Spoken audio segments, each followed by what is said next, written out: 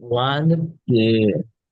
So, okay. So, good morning ulit. So, our subject is object-oriented programming. And then, our first topic will be the class. Okay, what is class? Okay? So, but before we proceed, kung ano po yung class, ano po ba ang object-oriented programming? So, by definition, object-oriented programming is a model based on the concept of objects. Image storage. Okay, so naka-base po siya sa objects. So these are, yung mga objects na yon, these are like code representation of real life Yung entities where each object can represent a common characteristics and identity. Okay? So they can be represented by defining a class. Okay, yung mga objects, pwede natin siyang i-define using class. Kaya i-start tayo sa class. Okay? So now, what is class? So yung classes natin or class or classes, yan, are user-defined data types which can be defined using a keyword class. So this can contain data in the form of field or yung tinatawag nating attributes. They can also declare specific procedures or yung tinatawag nating mga methods. So therefore, yung class natin, pag magde-declare tayo ng class, ganito lang siya. So tatype mo lang is class, tapos kung ano po yung class name mo. Okay, anything. Okay, pwedeng cars, pwedeng animals, or anything po. Okay, o kaya person's names, mga ganon. Guardian Toy. Okay, and then you need to Guardian put Toy. a colon. Okay? So kindly mute po no yung Daniel Paulo Julio. Kindly mute yourself.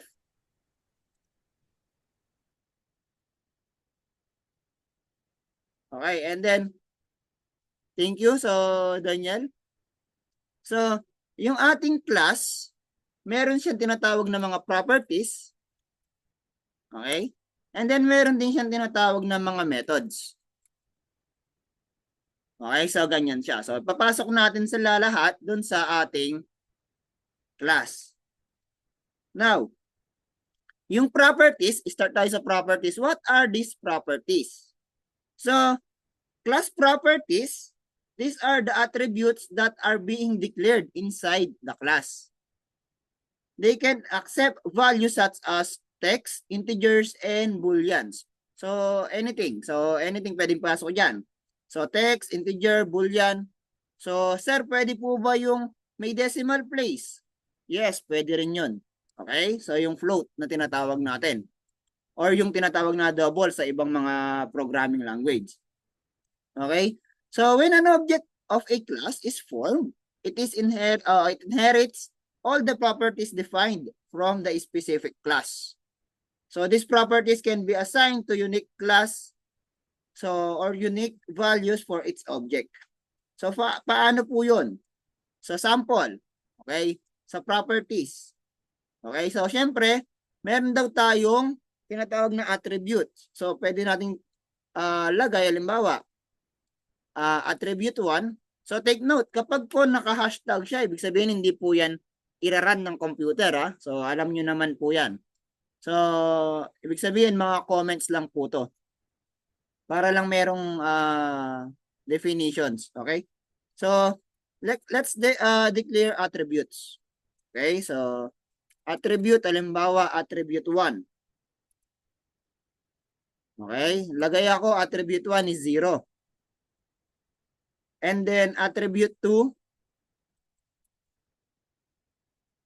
halimbawa, double quote. Yan. Pwede po yan. Gagana yan. Okay? Because it can, sabi nga kanina, pwede siyang mag-hold ng value or pwede siyang magkaroon ng value na text. Pwede siyang magkaroon na value na number. Okay? And also boolean. Okay? So, yan. An object is an instance of a class. Okay? So, yung object, instance siya ng class. So, conversely, a class is basically just a template of an object. In order to use attributes and methods of a class, an object of the class should be instantiated. Ibig sabihin, kailangan mo siyang initiate or i-declare.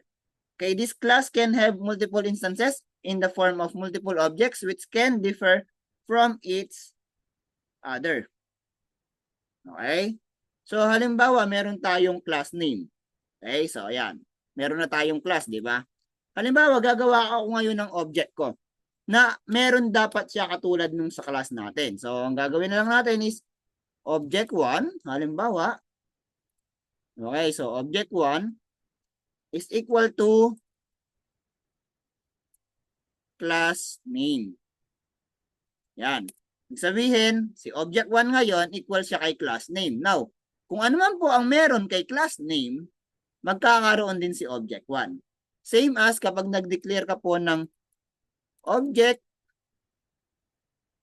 2, yan, and object 3. Same. So, lahat po ng objects na kinreate natin, magkakaroon siya ng kung anong meron si class name.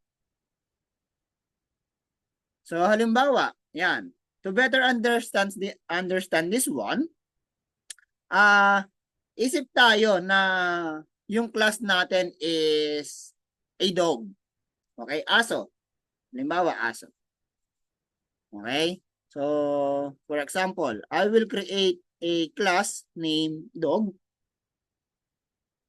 Okay, and then meron siyang classification. Okay, meron siyang name such as brownie and silver, halimbawa. Okay, so yan. Halimbawa, ang class name ko is dog. Yan, dog siya, di ba?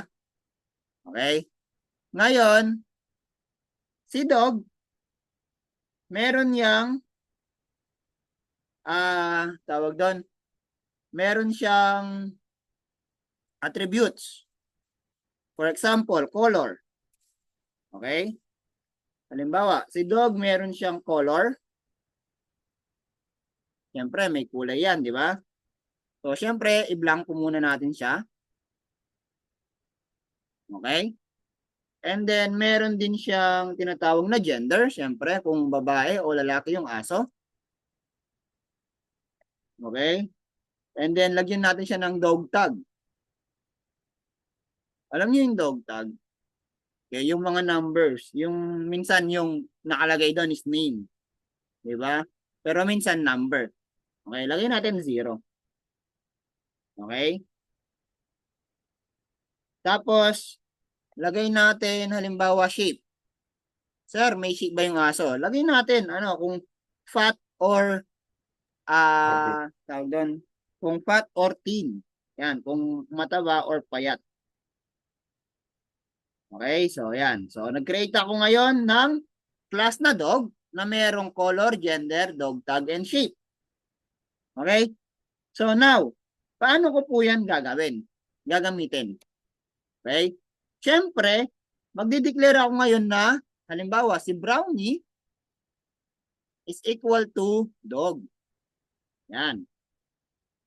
Okay, ibig sabihin, si brownie, dog na siya. Okay? And then silver is dog din. Okay, nagagets niyo po. So, ibig sabihin, ngayon, eto po, etong color, gender, dog tag, and shape, magkakaroon ngayon yung variable natin na brownie or yung object natin na brownie. So, these are the objects ngayon. Okay? So, now, pwede tayo ngayon magpasa ng value sa mga attributes nila. For example, okay? So, brownie dot color. Okay. Anong kulay ni brownie? Siyempre, since brownie siya, so brown. Okay? So, and then brownie dot shape. Lagay natin fat. Yan, mataba siya. And then brownie dot gender. Sabihin natin, female. Okay, lagay natin F. And then brownie dot ano pa, dog tag. Okay, sabihin natin yung dog tag niya is 10. Yan. Okay? So now, si silver ngayon, yan, silver dot color. Syempre, since silver yan, ang kulay niya, gray. Di ba? Okay. Tapos, si silver dot shape, kung mataba yung kanina, gawin natin to skinny, payat. Di ba? So, and then silver dot gender. So, kung babae yung kanina, gawin natin itong male. Tapos, brownie, silver dot dog tag is equal to, sabihin na lang natin is 8. Yan. Dog tag niya is 8. Now, dineclare na natin ngayon yung mga value nila. Okay? Pwede na ngayon natin silang i-print. Okay? Mapiprint na natin yan. Halimbawa, ganito. Magta-type ako. Ipiprint ko po. So, print brownie details. Okay, lagay natin brownies details.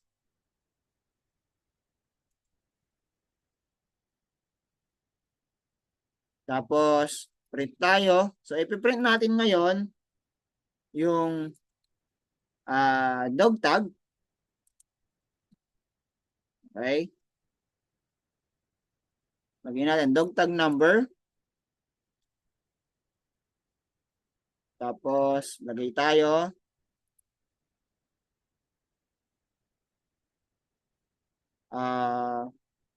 brownie dot dog tag. Yan. So, ganyan lang siya. Ibig sabihin, yung dog tag ni brownie ngayon, mag-print. So, sample. Okay, so, i-run natin. So, ayan o. Brownies details. Ayan, dog tag number. 10. Diba? Bakit? Bakit naging 10? Kasi, yun yung dog tag number ni brownie. Okay? Sir, hindi naman tayo nag-declare ng dog tag kay brownie, di ba? Hindi po. Hindi tayo nag-declare ng dog tag kay brownie as common na pag-declare ng variables. Ang ginawa natin is nag-create tayo ng class na kung saan lahat ng attributes ngayon dun sa class na yon maipapasa dun sa object mo. Okay? So, this is the class. This is the object. So, lahat ng meron po sa class, magkakaroon ngayon si object. Okay? Clear po ba? So, ngayon, tapusin natin yung details niya. Okay? Ano ba lahat yung details ni ano? So, meron tayong 4 dyan. So, dog tag, color. Lalagay tayo dito, color. So, brownie dot color. Okay? And then, maliban sa kulay, meron siyang shape. Brownie dot shape. And then, meron siyang gender. And then, brownie dot gender. Okay? So, ayan. Pag niran mo yan, so, lalabas lahat nung kanyang attributes.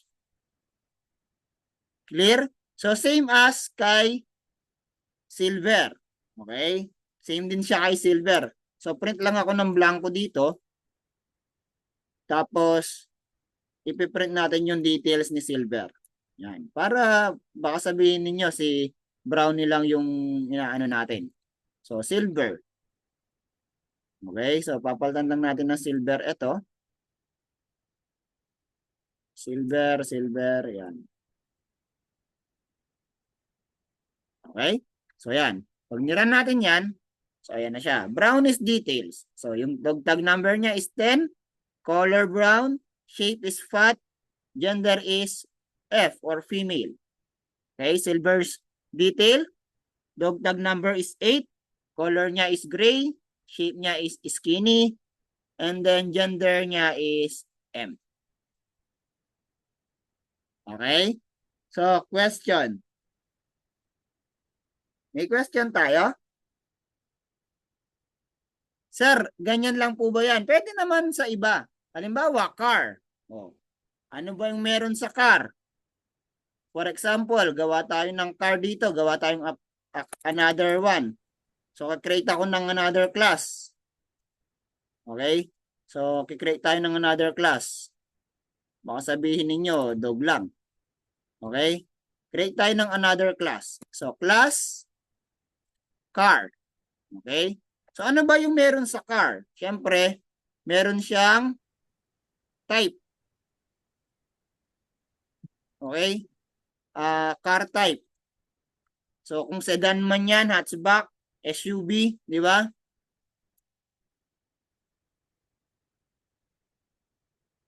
Okay? Tapos, brand.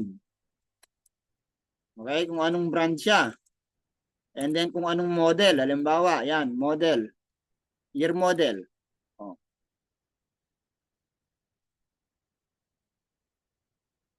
Okay? So, yan. So, ngayon, yan, pwede ko rin magamit yan. For example,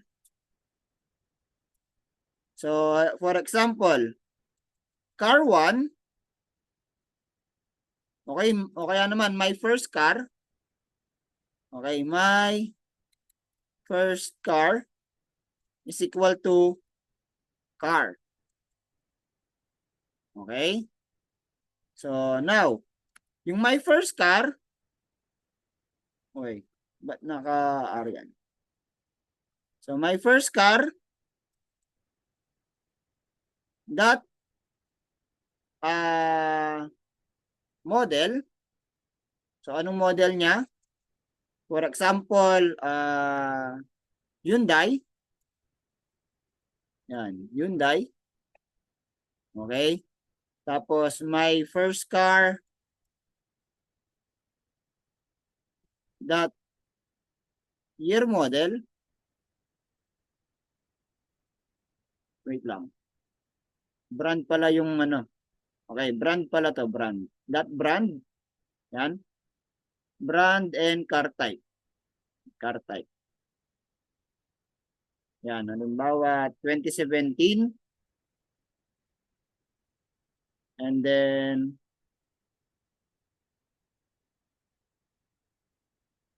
that car type.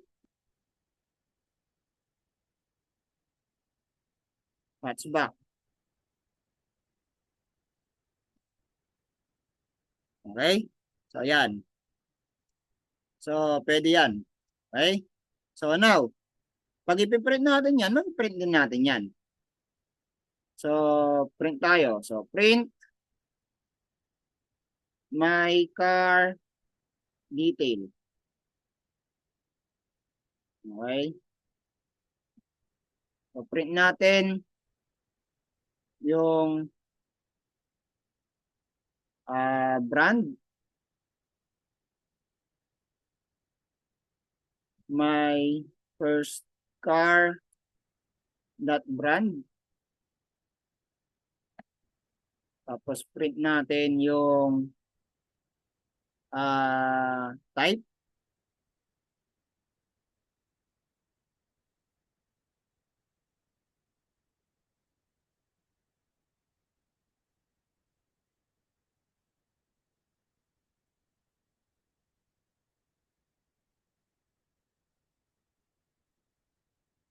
And then print natin yung model.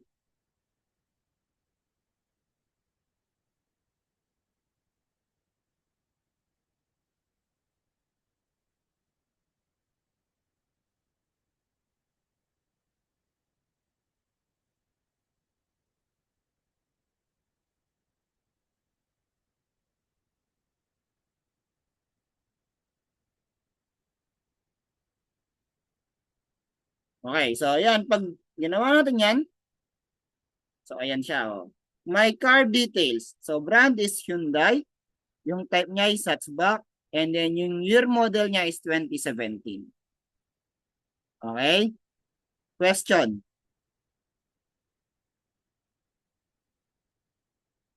May question po?